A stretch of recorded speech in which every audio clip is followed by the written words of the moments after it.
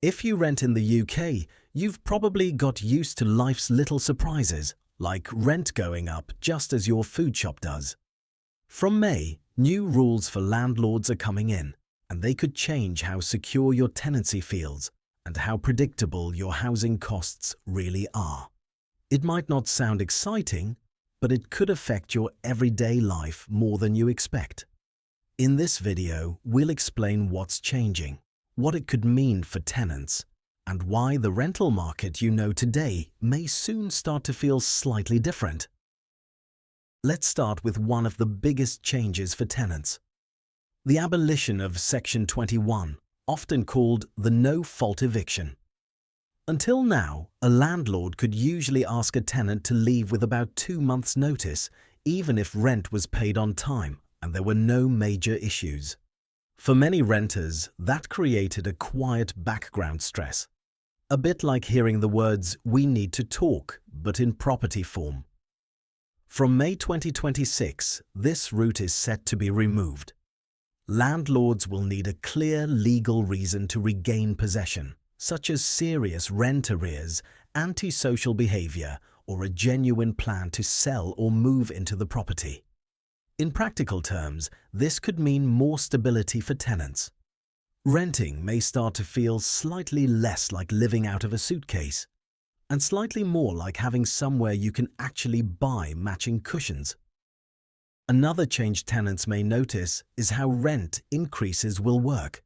From May 2026, landlords will generally only be able to raise the rent once in any 12-month period, using a formal notice process. Tenants will also have the right to challenge an increase if it seems higher than the typical market rent. For many renters, this could mean fewer unexpected, just a quick update messages that somehow manage to ruin your entire morning coffee. In practical terms, housing costs may become a bit more predictable, which is refreshing in a country where even the weather struggles with long-term consistency.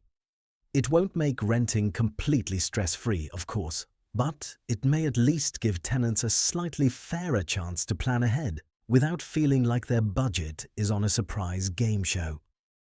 Another thing renters may begin to notice is the shift to open-ended or periodic tenancies. Until now, many renters lived by the rhythm of 6 or 12-month contracts. That subtle countdown in the background, reminding you not to get too emotionally attached to the sofa. From May 2026, most tenancies are expected to roll on without a fixed end date.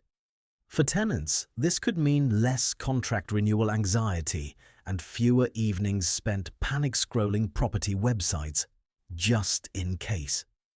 Renting may start to feel slightly less like temporary accommodation and slightly more like somewhere you can finally buy matching mugs without fearing a sudden moving day. Another change that might raise a few wagging tails is the new approach to pets in rental homes. In the past, many tenants saw no pets in a listing and immediately accepted defeat, along with their dreams of adopting a dog that looks permanently surprised. From May 2026, tenants will have a stronger right to request a pet, and landlords will need a reasonable justification if they want to refuse.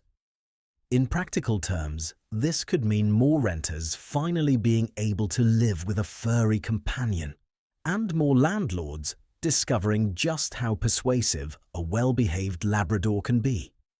Renting may not suddenly turn into a countryside cottage fantasy, but at least the phrase "pet-friendly" might start to feel less like winning the housing lottery.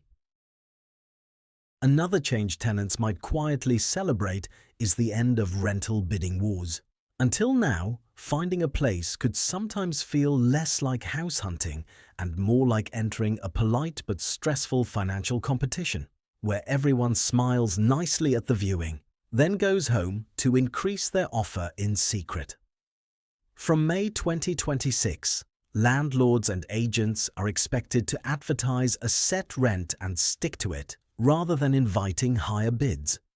For tenants, this could make the whole process feel a bit more straightforward and, dare we say, dignified. Securing a home may start to resemble a normal transaction, rather than a strategic negotiation involving spreadsheets, guesswork, and a slightly nervous cup of tea. Another update tenants should be aware of is a stronger push against discrimination in the rental market. In the past, some renters found that having children or receiving benefits could quietly move their application to the bottom of the pile, sometimes before they'd even taken their shoes off at the viewing. From May 2026, landlords and agents are expected to assess applicants more fairly, focusing on whether the tenancy is affordable and suitable.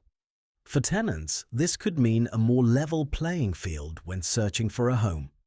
The process may still involve plenty of forms and the occasional awkward small talk, but it should start to feel less like you're being judged on lifestyle choices and more like you're simply applying to rent somewhere you can live. So, if you're renting, the next few months could bring slightly fewer surprises, which in the UK property market feels almost suspiciously good news. Life as a tenant may still involve the occasional mysterious noise from the pipes and a deep emotional relationship with Rightmove.